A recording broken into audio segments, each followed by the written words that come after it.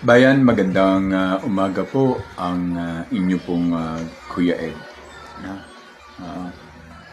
ah, binabati ko po kayo ng araw ng Hunyo. Kauna-unahang araw ng Hunyo.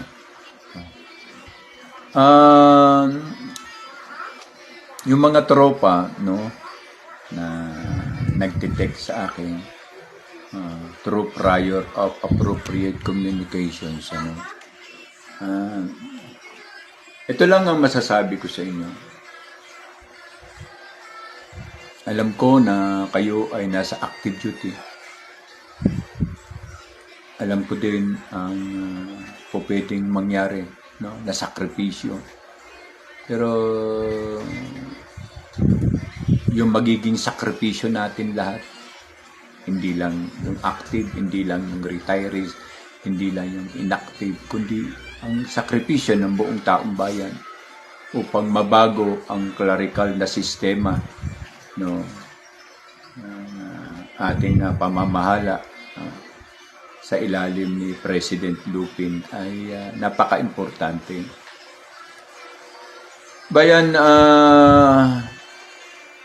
alinsabay sa mga ito ay ang umiinit na talakayan tungkol po sa magaganap na pagtalakay sa A4 ng ating Senado, no, na pinangungunahan ng majority, no, pinangungunahan nila Senate President Alan Peter Cayetano and the team, no, ang Dante Marcoleta o ang Kuya Marcoleta, no, and then the other. Bayan, wag po natin palampasin ang pagkakataong ito upang ma-define natin at malaman natin na ano ang punot dulo at sino ang nakapaloob sa punot dulo na siya pong tunay na mastermind.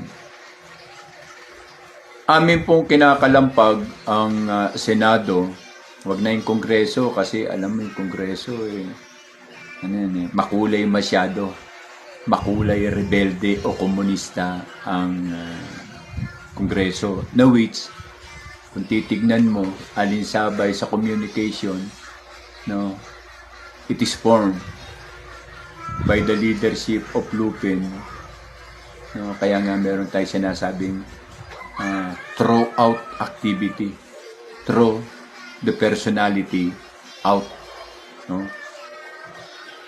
Kung sa Senado ang hiling po, mostly po kasi nagkakaroon po tayo ng ika nga parang census or consensus. At mag-comment lamang po kayo, no, sa lahat ng maaabutan ng content konto, na kung kayo po ay payag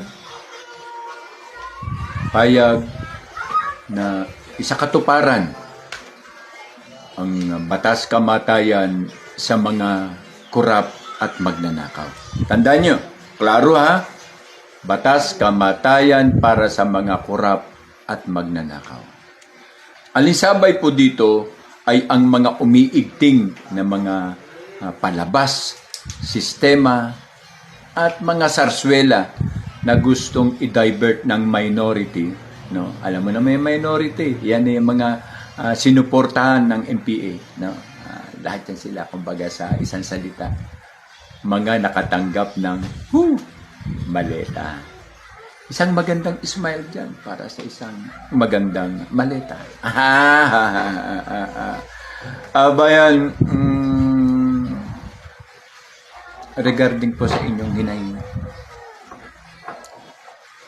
unang concern ay bakit hanggang ngayon ay walang gumagalaw.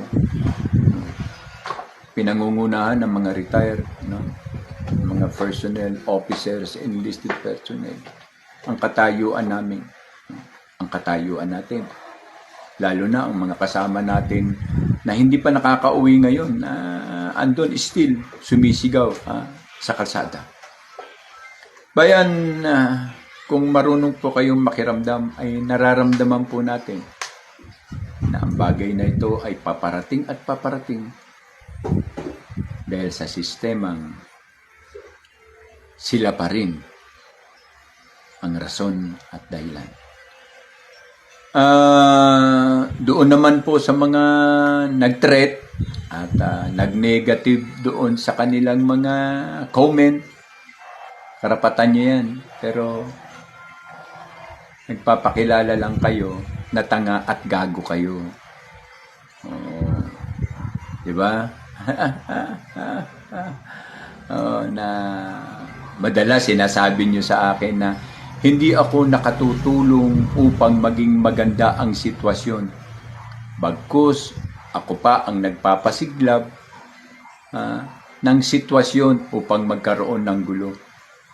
Hello? Okay lang kayo? Ang magsaad ng katotohanan tungkol sa basihan, tungkol sa mga konkretong ebidensya at katunayan na ang nagaganap sa ating gobyerno tungkol sa mga sarswela ng politikang sistema ng ating bansa ay hindi po nakatutuwa. Dahil ang puhunan dito ay ang buwis sa lapi ng bayan, buwis na ibinayad ng taong bayan, na ibinabayad nila o ibinayad nila nung nakaraan para sa ICC. Ngayon lumalabas po sa punto na malinaw na sa isang argumento na narinig natin galing sa ICC ay nakakulong ang tao samantalang wala pang filing case, wala pang kaso upang mapatunayan kung ang kaso ng taong ito o ni Duterte ay nagdaan legally sa ating mga hukuman tulad ng Supreme Court. Intransient doon sa personality who will turn over doon sa ICC is the case being filed and being approved by the Supreme Court to engage the what we call the sentiment of concern na sinasabi ninyong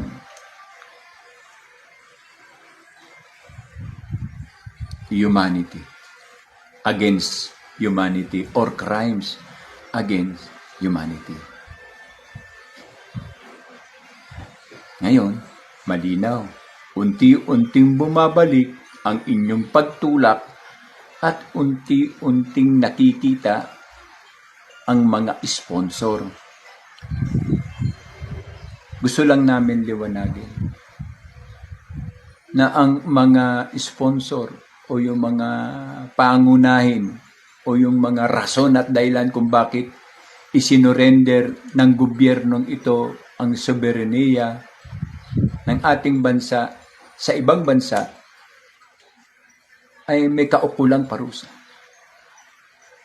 At alinsabay din sa aming isinisigaw na papanagutin at aprubahan ang kamatayan para sa mga kurap at magnanakaw. Kasi itinuturing nyo kaming tanga. Ito po ang sagot ng taong bayan.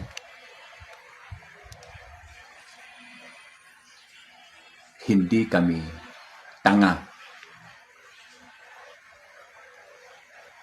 24/7 kami pong nag-aantay, nag-aabang ng inyong mga kasagutan. Hanggang may mga pagkakataon pa kayo.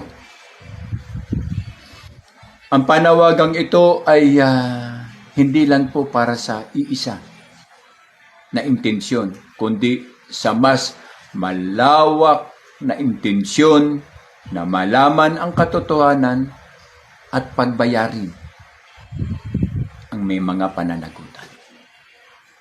Uulitin ko, pagbayarin ang may mga pananagutan.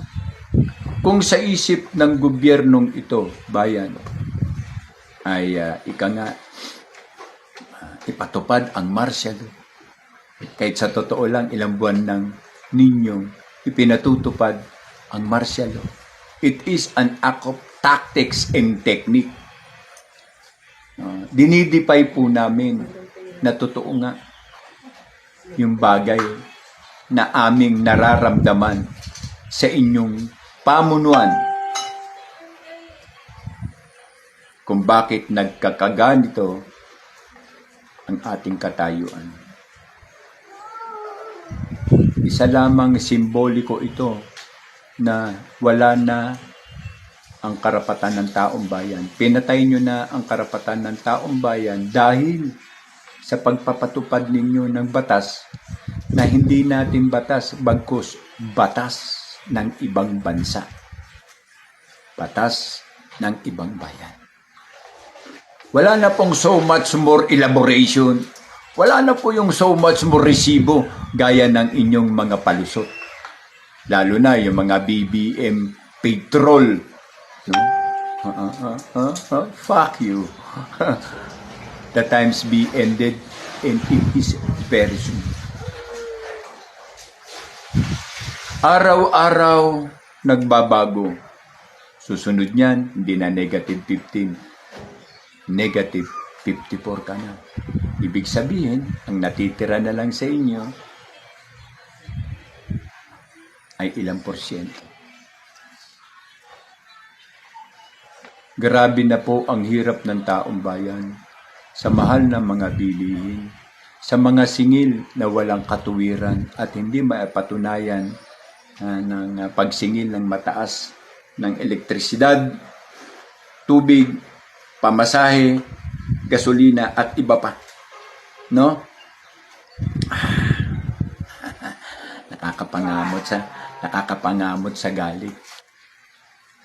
Pero kailangan maging mahinahon tayo. Sabi nga nila. At paalala lamang, yung mga post ko ay isang katuwaang totoo. Dahil nasukat namin ang ngit-ngit at galit ng mga tao sa inyong mga plano. Arestuhin ang taong ibinoto ng sambayanan upang mapasa ilalim sa kapangyarihan ng mga dayuhan.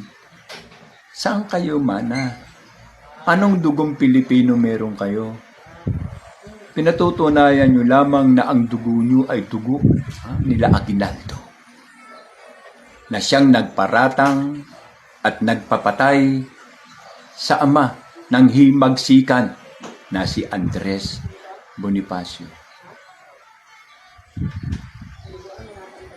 Nakakalungkot, pati ang butihin nating general na si Luna ay kapwa ding Pilipino at sandatahan ang pumatay sa kanya.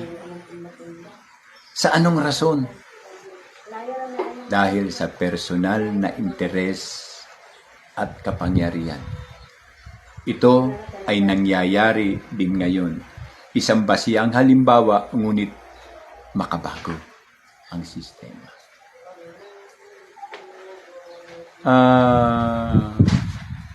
24/7 po kami nagbabantay. Sa mga nagnanais na makabatid sa kung ano ang mga tunay na hakbang, kami po ay nakaakibat din at handang magbigay ng tamang information. Pero we are using double word.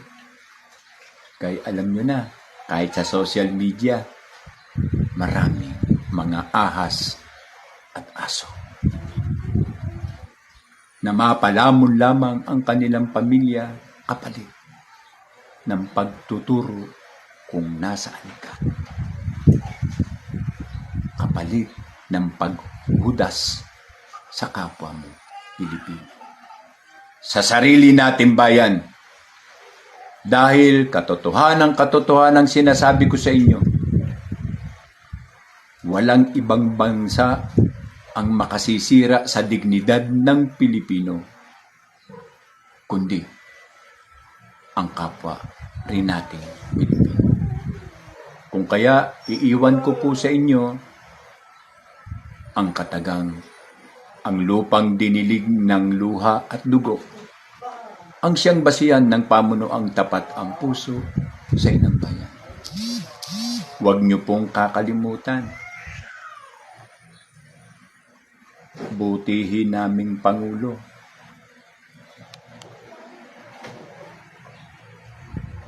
Hindi kami tanga.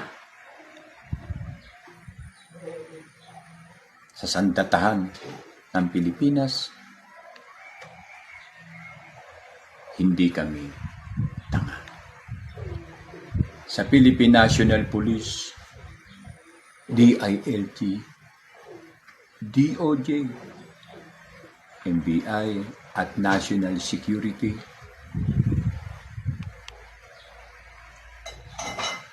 hindi kami tanga.